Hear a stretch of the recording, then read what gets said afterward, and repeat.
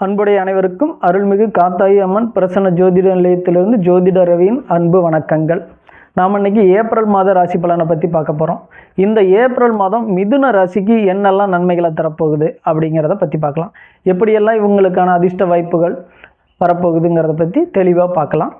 ராசிநாதன் 10ஆம் இடத்துல இருக்கிறாரு. 10ஆம் இடத்துல நீச்சம் அடைஞ்சிருக்கிறார். இந்த மாதத்தின் முற்பகுதியில் வக்கரகதியில் இருந்தாலும் கூட 10ல் நீச்சம், அதாவது 4க்கும் 1க்கும் 4க்குமான அதிபதி, அதாவது இவருக்கு ராசி அதிபதியாகவும் அவரே தான் வருவார், சுகாதிபதியும் அவராக தான் வருவார்.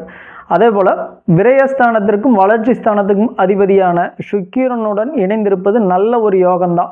நீச்சம் அடைஞ்சிருந்தாலும் அங்கே நீச்ச பங்கம் அடைஞ்சு ராஜயோகம் எனும் நிலையை பெறாரு. ராசிநாதன் ராஜயோகம் பெறுவது மிகச்சிறப்பான ஒரு யோகத்தை தரக்கூடிய காலமாக தான் இருக்குது. அதில் ஒன்றும் குறையில்லை. அதேபோல் 6க்கும் 11க்கு அதிபதி 9ஆம் இடத்துல சனி பகவானோடைய சேர்ந்து அமர்ந்திருக்கிறார். அவர் 24க்கு பிறகு 10ஆம் இடத்துக்கு போவார். ஏப்ரல் 24ஆம் தேதிக்கு பிறகு 10ஆம் இடத்துக்கு போயிடுவார். அதே போல் 3ஆம் வீட்டுக்கு அதிபதி, தன்னுடைய தைரிய வீரியத்தை குறிக்கக்கூடிய 3ஆம் வீட்டு அதிபதியான சூரியன் 10ஆம் இடத்துலேருந்து ஏப்ரல் 14க்கு பிறகு 11ஆம் வீடான மேச ராசிக்கு போகிறாரு. அங்கே போய் அவர் உச்சமடைகிறார். சித்திரை 1ஆம் தேதியிலிருந்து உச்சமடைகிறார். ஏப்ரல் 14ஆம் தேதிக்கு அங்கே போய் உச்சமடைகிறதுனால நல்ல ஒரு விஷயந்தான். ஏப்ரல் 14 வரையில் இருந்த ஒரு தடை தாமதங்கள் நீங்கி நல்ல ஒரு முன்னேற்றத்தை கொடுக்கும். மன ரீதியான தைரியம், வீரியம் இதையெல்லாம் கண்டிப்பாக கொடுத்துடக்கூடிய காலகட்டமாக தான் இந்த காலம் அமையும். தொழில் எப்படி இருக்கும்? மிதுன ராசிக்காரர்களுக்கு தொழில் ஸ்தானாதிபதி 10ஆம் வீட்டு அதிபதி லாபஸ்தானத்தில் இருக்கிறார் மேசராசியில். அதே 10ஆம் வீட்டில் ராசிநாதன் நீச்ச பங்கம் அடைஞ்சு ராஜயோகமாக இருக்கிறார். அதனால் இதுவரையிலும் தொழிலில் இருந்து வந்த தடை தாமதங்கள் நீங்கி நல்ல ஒரு தனவரவை கொடுக்கக்கூடிய காலகட்டமாகவே இது அமையும். தொழிலில் பெரிய அளவில் முன்னேற்றத்தையும் கண்டிப்பாக கொடுத்துரும். 14ஆம் தேதிக்கு பிறகு சூரியன் உச்சமடைகிறதுனால நல்ல தைரியத்தை கொடுத்து தொழிலில் முன்னேற்றத்தையும் கொடுத்துரும்.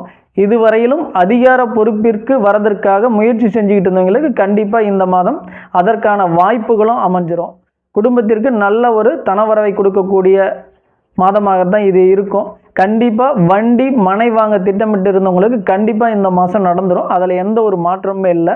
நீங்கள் அதுக்கான முயற்சிகளை எடுத்து செஞ்சீங்கன்னா இந்த மாதம் சிறப்பாக அமையும். உங்களுடைய சுய ஜாதகத்தில் தசாபுத்தி காலங்கள் நன்றாக அமைந்திருக்குதா அப்படின்னு பாருங்கள். அப்படி அமைஞ்சிருந்ததுன்னா அதுக்கான முயற்சி செய்யுங்க. கண்டிப்பாக இந்த மாதம் வண்டி வாகனம் மனை சொத்து வாங்குறதுக்கான வாய்ப்புகளை நல்லா ஏற்படுத்தி கொடுத்துரும். இந்த மாதம் இல்லத்தரசிகளுக்கு குடும்ப நிலை எப்படி இருக்கும் அப்படின்னு பார்த்தோம்னா இந்த மாதம் மிகச்சிறப்பாக தாங்க இருக்கும். குடும்ப நிலை அருமையான ஒரு யோகத்தை கொடுக்கக்கூடிய நிலையாக தான் இருக்குது. ஏன்னா 7க்கு அதிபதி 11ல், குரு 11ல் அமர்ந்திருக்காரு.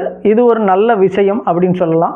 11ல் அமர்ந்திருக்கிற குரு மேலே தைரிய அதிபதி 14ஆம் தேதிக்கு மேலே உச்சமடைகிறது இன்னும் ஒரு சிறப்பான விஷயம் அப்படின்னு சொல்லலாம். 10ல் புதன், சுக்கிரன், ராகு அமர்ந்திருக்கிறது நல்ல ஒரு அமைப்பு. 11ல் குரு இருக்கிறதும் நல்ல ஒரு அமைப்பு. எங்காவது ஆன்மீக பயணம் திட்டமிட்டு இருந்தால் கண்டிப்பாக நடக்கும்.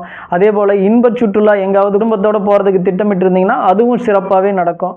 இந்த மாதம் இல்லத்தரசிகளுக்கு நல்ல ஒரு மாதமாகவே மிதுன ராசிக்காரர்களுக்கு அமைஞ்சிரும். மாணவர்களுக்கு இந்த மாதம் எப்படி இருக்கும்? ராசிநாதன் 10ஆம் இடத்தில் நீச்ச பங்கம் அடைந்து ராஜயோகத்துடன் இருப்பதால் இந்த மாதம் மிகச்சிறப்பான மாதமாகவே அமையும். படிப்பில் அதிக கவனம் செலுத்தக்கூடிய காலமாகவும் அமைந்து அதன் மூலமாக நல்ல ஒரு நிலையை எட்டி பிடிக்கக்கூடிய காலமாக அமையும். விளையாட்டுத்துறையில் இதுவரையிலும் சாதிக்க துடித்து கொண்டிருப்பவர்களுக்கு ஏப்ரல் 14ஆம் தேதிக்கு பிறகு சூரியன் உச்சமடைந்த காலங்களில் விளையாட்டுத்துறையில் இவர்கள் வெற்றி நடைபோடும் நல்ல ஒரு காலமாகவும் சந்தோஷமான நேரமாகவும் அமைந்துவிடும். மிதுன ராசிக்காரர்களுக்கு உடல்நிலை சார்ந்த விஷயங்கள் மிதுன ராசிக்காரர்களுக்கு எப்படி இருக்கும் அப்படின்னு பார்த்தா 4ஆம் இடமான சுகஸ்தானத்தில் கேது அமர்ந்திருக்கிறாரு. 6ஆம் வீட்டுக்காரர் 9ஆம் இடத்துல சனி பகவானோடு சேர்ந்து கேதுவை பார்க்கும் பொழுது சுகஸ்தானத்தில் சிறிது பிரச்சனையை கண்டிப்பாக கொடுக்கக்கூடிய மாதமாக இது இருக்கும். வண்டி வாகனங்களில் செல்லும் பொழுது கவனம் தேவை. மற்றபடி பெரிய அளவில் உடல் உபாதைகள் வரப்போகிறதில்ல. ஏன்னா ஒன்று செவ்வாய் பகவான் பார்க்கறதுனால ரத்தம் சம்பந்தப்பட்ட நோய்கள், அலர்ஜி இந்த மாதிரி ஏதாவது ஒரு விஷயம் இருந்ததுன்னா அதை உடனடியாக டாக்டர்கிட்ட போய் பார்த்துக்கிறது இந்த மாதம் முழுக்க சிறப்பாக இருக்கும். மற்றபடி பெரிய அளவில் செலவுகள் வைக்கும் மாதமாக இது இருக்க போகிறது இல்லை. இந்த ஏப்ரல் மாதம் மிதுன ராசிக்காரர்களுக்கு நற்பலன்களை தரப்போகுது அப்படின்னு சொல்லிக்கிட்டு மீண்டும் அடுத்த காணொளியில் உங்களை சந்திக்கும் வரை நன்றி கூறி விடைபெறுகிறேன். நன்றி, வணக்கம்.